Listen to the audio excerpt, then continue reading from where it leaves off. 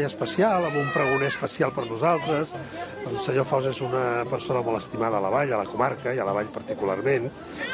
Trobo que ha fet un pregó molt emotiu, molt d'aquí. Ha estat molt bé, a mi m'ha agradat molt.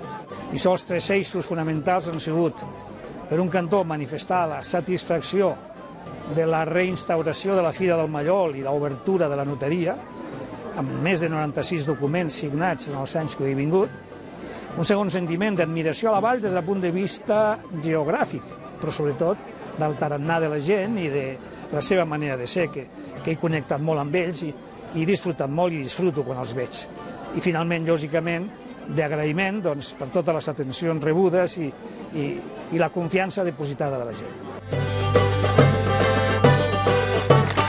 Jo no puc més que dir que tinc un agraïment profund, que molta gent no ho veu, els treballadors de l'Ajuntament i els tècnics de l'Ajuntament.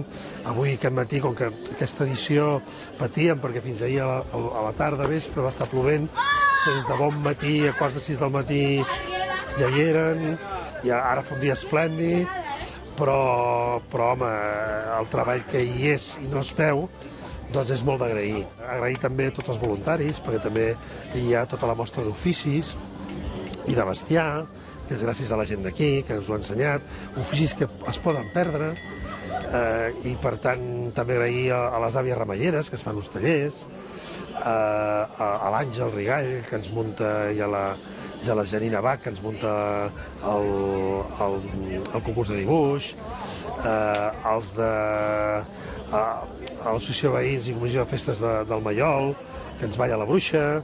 En fi, penso que és un dia molt complet, amb moltes activitats, i que contents perquè ve molta gent, i res, esperar continuar molts anys més.